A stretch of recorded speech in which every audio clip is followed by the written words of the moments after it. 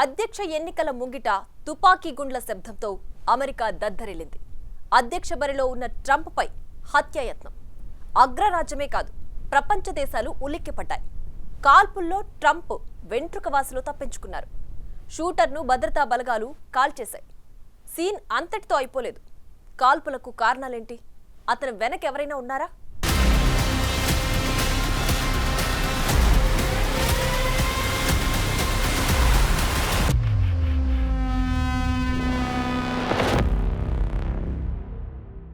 They see something that said, take a look at what happened. 120 మీటర్ల range. Take a look at what happened. నిందితుని చేతిలో AR rifle. 5 రౌండ్లకు పైగా కాల్పులు.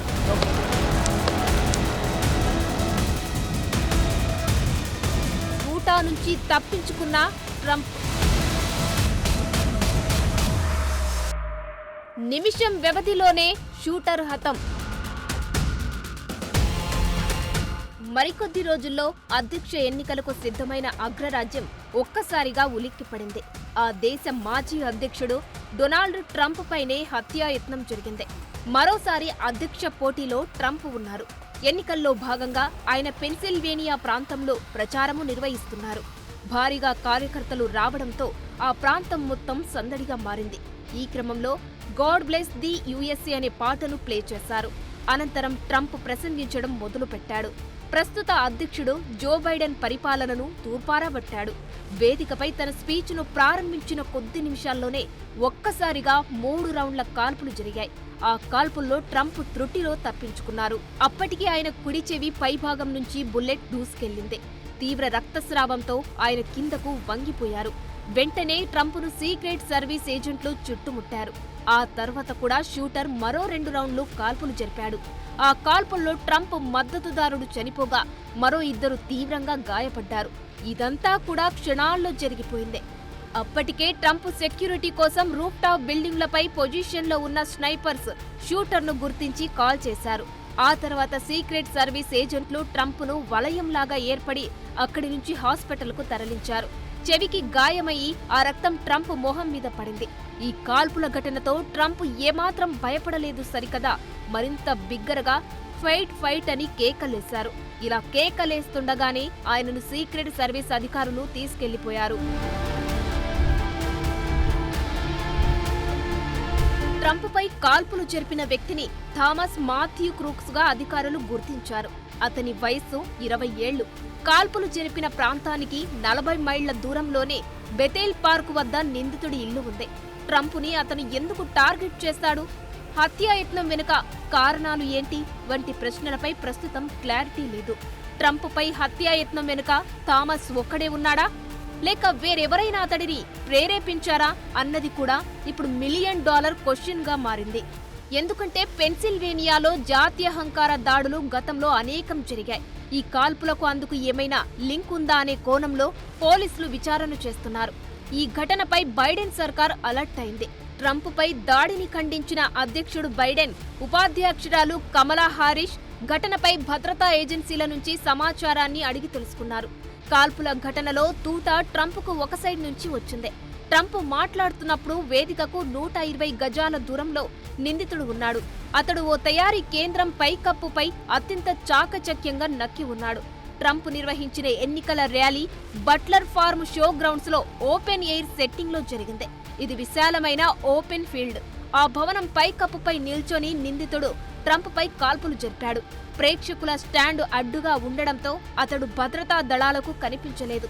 AR రైఫిల్తోనే ఆగంతకుడు ట్రంప్పై కాల్పులు జరిపాడు. అతని చేతిలో స్నైపర్ ఉంటే పరిస్థితి మరోలా ఉండేది.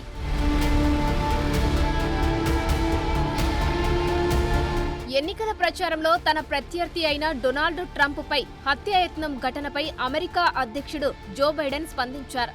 ట్రంప్పై జరిగిన దాడిని బైడెన్ ఖండించారు. ఘటన జరిగిన వెంటనే ఆసుపత్రిలో ఉన్న ట్రంప్తో మాట్లాడడానికి ఫోన్ చేశానని తెలిపారు. అమెరికాలో హింసకు తావు లేదని తేల్చేశారు. దానిపై పూర్తి స్థాయిలో విచారణ చేస్తామన్నారు. I have tried to get a hold of Donald. He's with his doctors. Apparently he's doing well. I plan on talking to them shortly, I hope, when I get back to the telephone. Look, there's no place in America for this kind of violence. It's sick. It's sick. It's one of the reasons why we have to unite this country. We cannot allow for this to be happening. We cannot be like this. We cannot condone this. And I want to thank the Secret Service and all the agencies, including the state agencies, that have been engaged in making sure that హత్యాయత్నం తర్వాత వెంటనే Trump స్పందించారు. US secret service కు ఆయన social media వేదికగా ధన్యవాదాలు తెలిపారు. ఘటనలో చనిపోయిన వ్యక్తి, తీవ్రంగా గాయపడిన వారి కుటుంబాలకు ఆయన సానుభూతి తెలిపారు. అమెరికా మాజీ అధ్యక్షుడు డొనాల్డ్ ట్రంప్ పై జరిగిన హత్యాయత్నం ఘటనపై భారత ప్రధానమంత్రి నరేంద్ర మోడీ ఖండించారు. ట్రంప్ త్వరగా కోలుకోవాలని ప్రార్థిస్తున్నానని అన్నారు. హత్యాయత్నం లాంటి ఘటన జరగడం చాలా బాధాకరమని, రాజకీయాల్లో ప్రజాస్వామ్య వ్యవస్థలో హింసకు తావులేదని చెప్పారు. వాస్తవానికి అగ్రరాజ్యంలో తుపాకీ సంస్కృతి పేట్రేగిపోయిందని చెప్పుకోవాలి. తాజాగా మాజీ అధ్యక్షుడు డొనాల్డ్ ట్రంప్ పై జరిగిన హత్యాయత్నం తర్వాత ఈ వ్యవహారంపై దేశంలోనే కాకుండా చుట్టుపక్కల ఉన్న కెనడా తదితర దేశాల్లోనూ చర్చగా మారింది. అసలు అమెరికాలో గన్ కల్చర్ ఎప్పటి నుంచి వచ్చిందే, అసలు ఎలా వచ్చిందనేదే ఆసక్తికర విషయం. భారత్ సహా అన్ని ప్రజాస్వామ్య దేశాల్లోనూ వ్యక్తిగత తుపాకీ వినియోగానికి లైసెన్స్ అనుమతులు ఉన్నాయి. కానీ ఇవి అత్యంత కఠినంగా ఉంటాయి. తుపాకీ వినియోగించుకోవాలని భావించేవారి పూర్వాపరాలు, ఆస్తులు, సమాజంలో వారి హోదా వంటి అనేక పారామీటర్లను పరిగణలోనికి తీసుకొని అనుమతులు ఇస్తారు. అంతేకాదు ప్రతి నెల ఆయా అనుమతులను సమీక్షిస్తారు. ఇక లైసెన్స్ తీసుకున్నవారు కూడా ప్రతి 6 నెలలకు ఒకసారి రెన్యువల్ చేసుకోవాలి. ఇలా ఇతర దేశాల్లో నిబంధనలు ఉండగా అమెరికాలో మాత్రం ఇలాంటి నిబంధనలు లేవు. కేవలం అనుమతి పొందితే చాలు. దీనికి స్వల్ప రీజన్లు చూపిస్తే ఇచ్చేస్తారు. అమెరికాలో తుపాకీ సంస్కృతి 1934 నుంచి పెరిగింది. ప్రభుత్వ అధికారుల నుంచి ప్రైవేటు వ్యక్తులు ఎవరైనా వారి ఆదాయ వ్యయాలతో సంబంధం లేకుండా, సమాజంలో హోదాతోనూ పని లేకుండా తుపాకులు పొందేందుకు అవకాశం ఉంది. అమెరికా రాజ్యాంగానికి చేసిన 2వ సవరణ ద్వారా తుపాకీ కలిగి ఉండడం అనేది చట్టబద్ధ హక్కుగా మారిపోయింది. ఆయుధాలను ఆత్మరక్షణ, వేట, వినోదం కోసం ఉపయోగిస్తారు. 1934లో అమెరికా జాతీయ ఆయుధాల చట్టం చట్టసభలో ఆమోదం పొందింది. ఈ చట్టం ప్రకారం జాతీయ ఫెడరల్ ఏజెన్సీ తుపాకీ లైసెన్సులు ఇవ్వడం ప్రారంభించింది. అయితే తర్వాత దానిని బాగా సడలించారు. వ్యక్తిగత వినియోగానికి సంబంధించి ఎలాంటి పన్నులు చెల్లించాల్సిన అవసరమూ లేదు. నిబంధనలు కూడా సరళతరం చేశారు.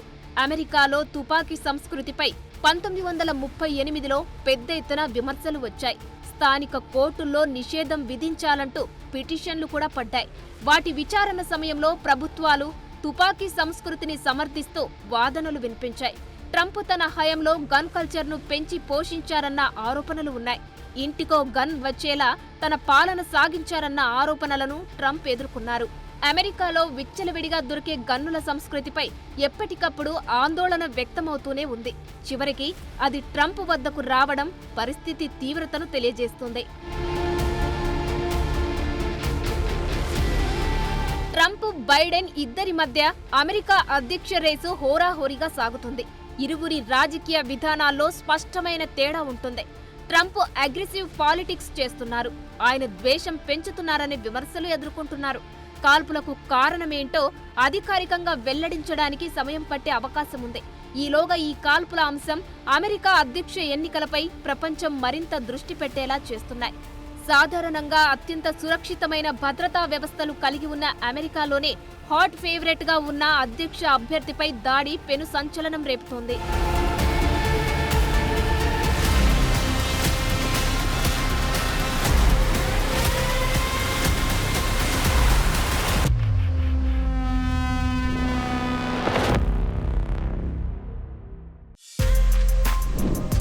For more videos like this, subscribe Big TV channel.